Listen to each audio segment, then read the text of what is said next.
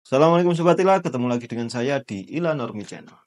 Agama adalah suatu landasan moral yang dijadikan pedoman hidup oleh manusia, yang dimana keberadaan agama ini digadang-gadang oleh semua manusia dapat meredakan bahkan mencegah konflik yang terjadi di dalam kehidupan sosial manusia itu sendiri. Namun dewasa ini kita banyak melihat beberapa konflik yang terjadi di beberapa negara itu disebabkan seolah-olah dari pertikaian dari agama itu sendiri. Banyak beberapa konflik yang ada di dalam negara juga seolah-olah disebabkan adanya agama itu sendiri. Di dalam video kali ini kita akan membahas tentang mengapa agama dewasa ini seolah-olah dipandang menjadi sumber konflik yang berada di dalam bermasyarakat saat ini. Apakah memang ajaran agama itu sendiri bermasalah dan tidak bisa menciptakan perdamaian yang ada di dunia ini, atau keberadaan umat beragama itu sendiri yang bermasalah dalam menciptakan perdamaian yang ada di dunia ini. Oke Sobat Ilah, simak terus video ini sampai tuntas dan kita diskusi bersama.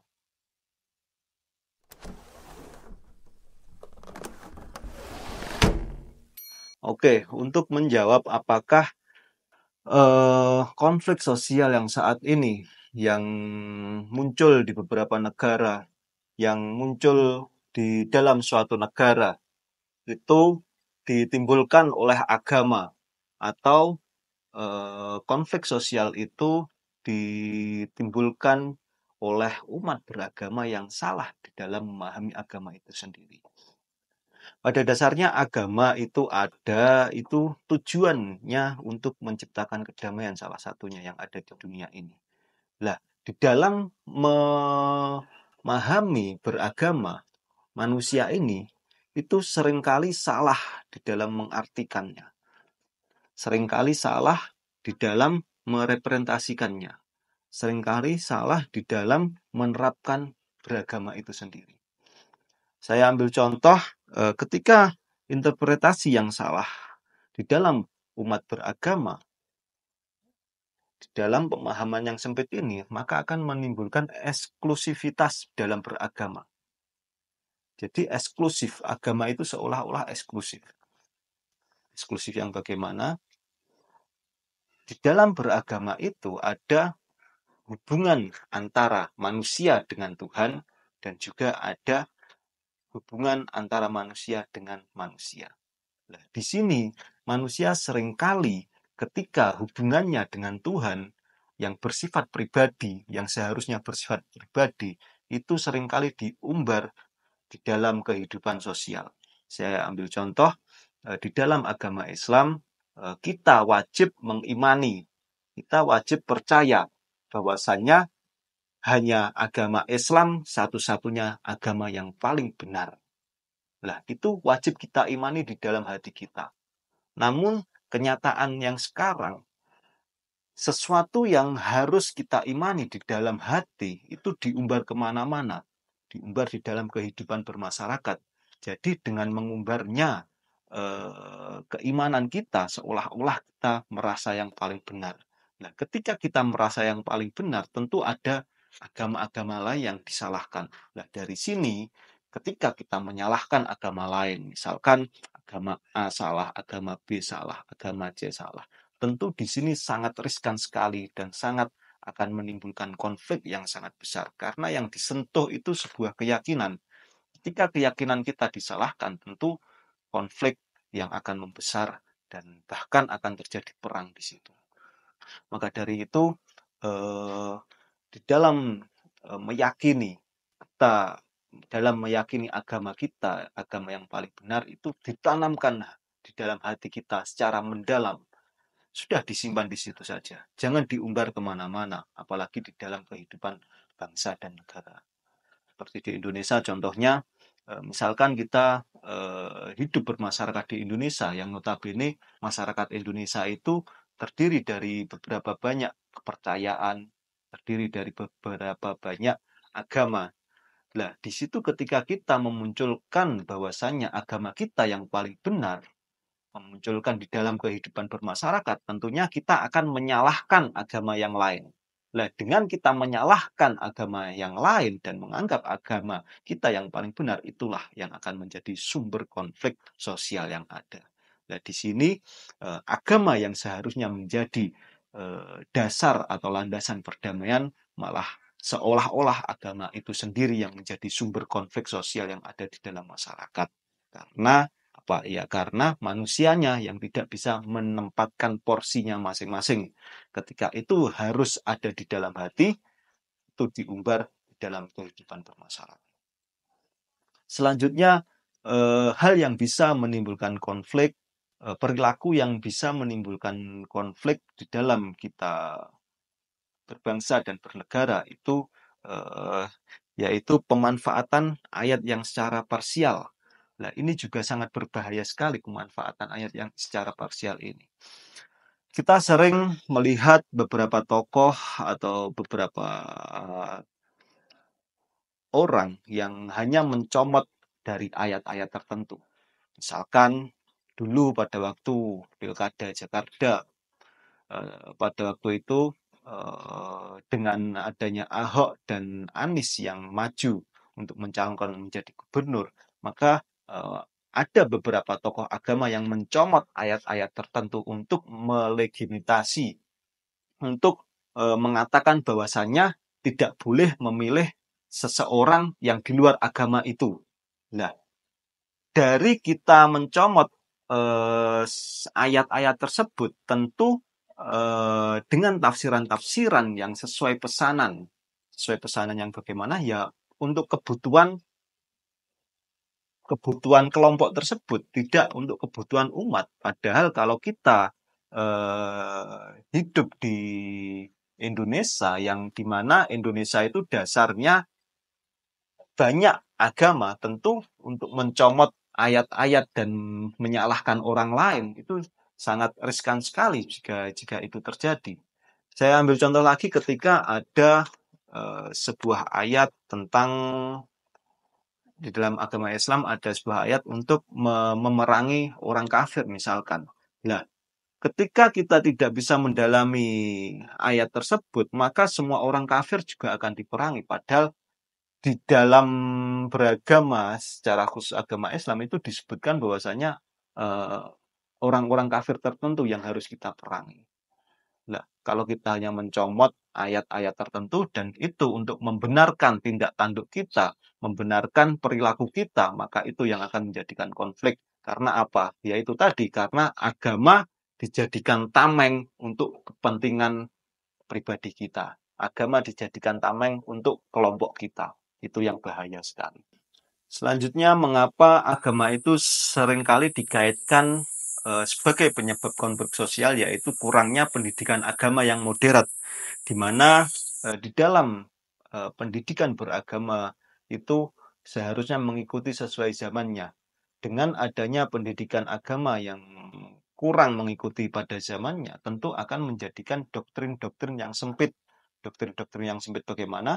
Ketika kita mempercayai seorang guru atau mempercayai satu kelompok tertentu, maka kita sebagian besar masyarakat kita itu sudah menutup kemungkinan pendapat dari kelompok yang lain, sehingga hanya akan memunculkan doktrin-doktrin yang sempit, hanya memunculkan doktrin-doktrin yang sempit bagaimana, yaitu doktrin-doktrin yang hanya menyalahkan kelompok yang lain, dari menyalahkan kelompok yang lain, tentunya akan terjadi konflik yang didasarkan yang seolah-olah disebabkan dari agama itu sendiri. Padahal dengan kita tidak belajar beragama secara moderat, dengan kita hanya mengikuti doktrin yang sempit itu, kita yang memunculkan konflik sosial itu sendiri. Padahal agama tidak memberikan ruang di doktrin yang sempit itu. Agama memberikan ruang yang luas untuk mengembangkan secara moderat sesuai zamannya.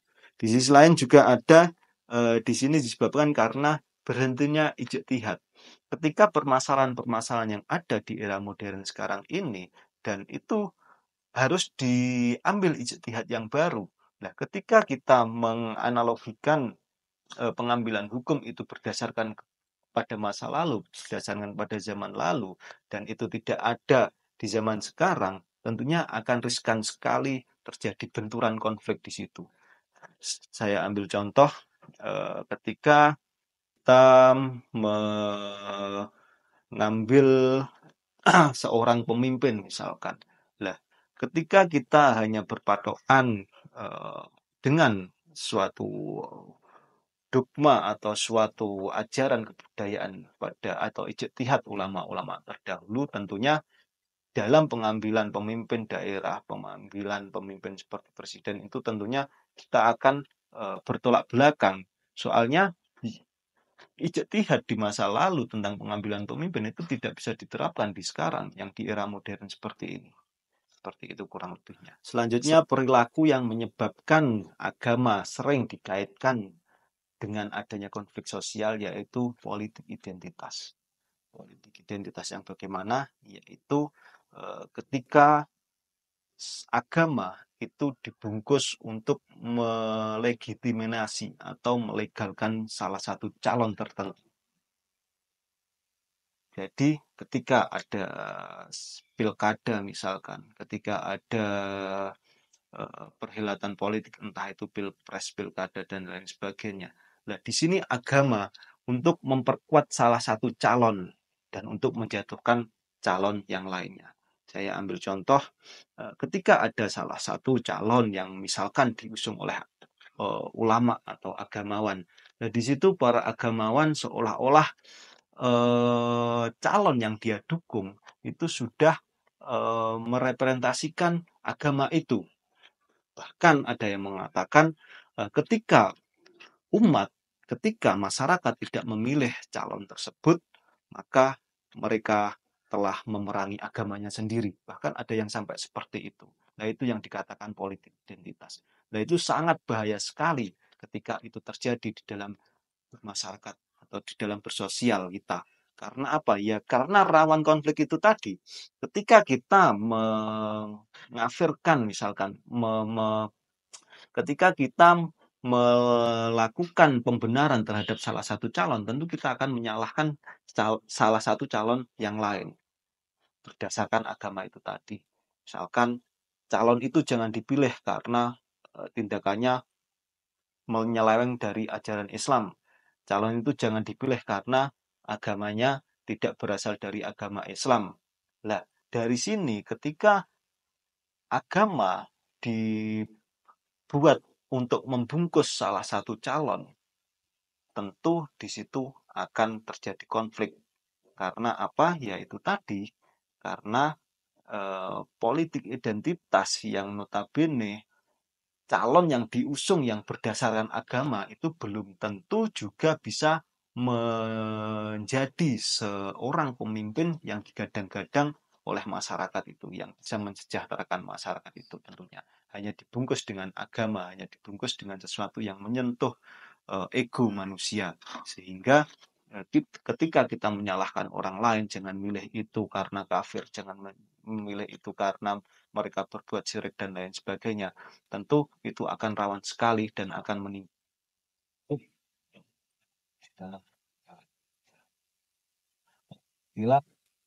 dari dapat kita simpulkan bahwasanya sebetulnya di dalam agama, terutama agama Islam, mengajarkan sebuah perdamaian, mengajarkan sebuah kesatuan, kerukunan di dalam berbangsa dan bernegara.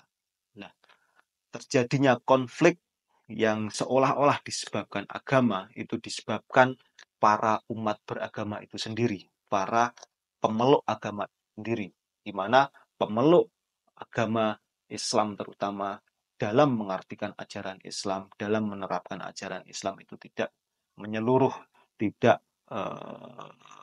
terlalu berpandangan sempit, terlalu eksklusivitas itu tadi. Sehingga dengan adanya paham-paham di dalam ajaran agama Islam yang seperti itu, tentunya akan mengakibatkan konflik sosial yang ada.